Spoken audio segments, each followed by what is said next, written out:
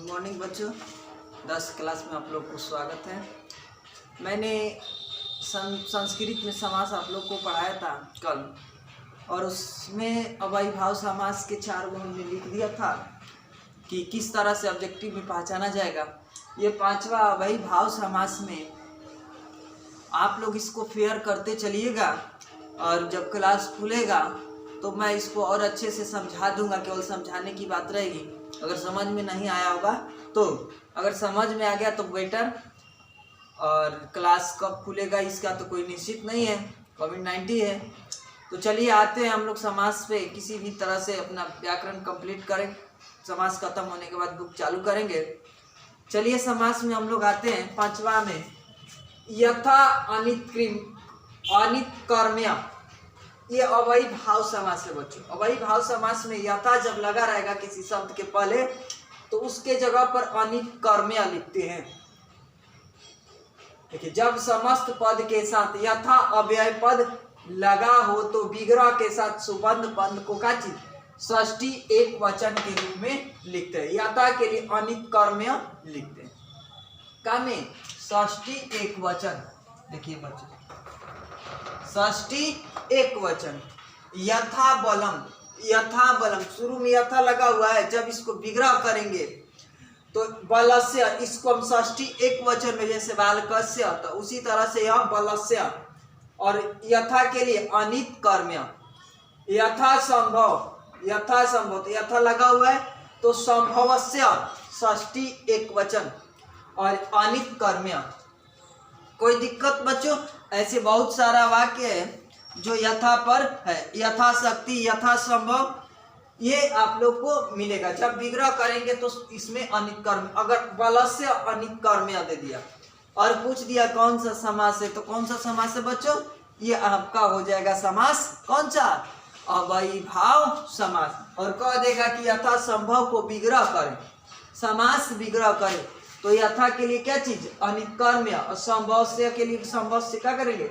संभव को षष्ठी विभक्ति में, षष्ठी विभक्ति के एक वचन में हम लोग इसको लिखेंगे। दूसरा देखिए बच्चों, अप्रयत्नम। जब आ लगा रहेगा मर्यादा में रहता है। जब मर्यादा के युग में आ अव्यय लगा हो तो विग्रह के समय सुबंध पंथ को क्या चीज? पंचमी एक वचन। देखिए बच्चों, पंचमी एक वचन में रूप लिखते हैं। आ के लिए अप्रयत्नम लिखते हैं। आजीवनम, आप आजीवन जीने वाले हैं, आप आजीवन हैं। आलोक, यहाँ कोई मतलब तुलना किया जा रहा है। देखिए, तो शुरू में आ, तो पहले इसको पंचमी विभक्ति में जैसे बालकात, तो उसी तरह से जीवनात। और आ के लिए क्या चीज? प्रयत्न। आलोक तो बालकात होता है, तो लोकात प्रयत्न। अब आइए बच्चों, अब ये अव्ययी भाव समास आपका समाप्त हो गया। अब आते हैं हम बच्चों कहाँ पर?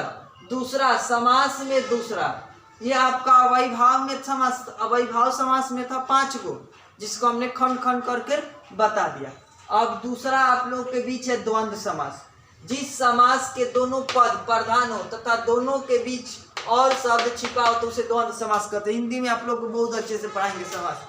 देखिए बच्चों, ये द्वंद्व समास क्या होता है? एक दूसरे के विपरीत होता है। जब भी आएगा तो 2 वर्ड लेकर आएगा। जैसे माता पिता, गंगा, आकाश और पाताल, इस तरह से आएगा। दोनों एक दूसरे की क्या होगा? ऑपोजिट होगा। देखिए, जब समस्त पद को विग्रह करना हो तो दोनों पद में क्या करते हैं? च जोड़ देते हैं और दोनों पद को एक समान लिख देते हैं। माता पितरौ, माता पितरौ, एक पुरुष और एक जेंट्स, तो माता को माता च पिता च विग्रह करते समय। राधा कृष्ण आर्या, एक जेंट्स और एक लेडीज, राधा च कृष्ण च। गौरी शंकर, गौरी च शंकर च। ये एक दूसरे क्या रहेंगे? विपरीत रहेंगे। दोनों जब एक दूसरे से विपरीत रहेंगे तो क्या करेंगे हम लोग? अव्ययी भाव समास, द्वंद्व समास में हम लोग इसका टिक लगाएंगे। अब आ जाइए तीसरा समास में। तीसरा बहुव्रीहि समास। जिस समास के अपना पद, अपना अर्थ प्रधान न होकर कोई दूसरा अर्थ क्या चीज प्रधान हो, अपना रूप छोड़कर किसी दूसरे रूप को क्या कर ले? धारण कर ले, उसे बहुव्रीहि समास कहते हैं। जब समस्त पद को विग्रह करना हो तो अंत में यस यस लिखते हैं। दिखाई नहीं दे रहा होगा बच्चों, एक सेकेंड रुक जाइए।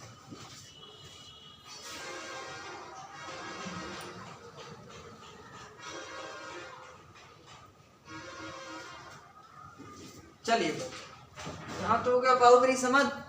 जो अपना रूप छोड़कर किसी दूसरे का रूप धारण कर ले उसे हम लोग बहुब्रीहि समास कहते हैं। जब समस्त पद को विग्रह करना हो तो क्या चीज अंत में, देखिए जब समस्त पद को विग्रह करना हो तो अंत में यस्य स लिखते हैं। जब यस्य स लगा रहेगा बहुब्रीहि समास में, मतलब यस्य स अंत में, तो उसे हम लोग क्या चीज बहुब्रीहि समास कहेंगे। तथा पद को द्वितीय विभक्ति में लिखते हैं। जैसे लंबोदर अपना रूप धारण कर छोड़कर किसका रूप धारण करता है, किसको हम लोग कहते हैं, गणेश को।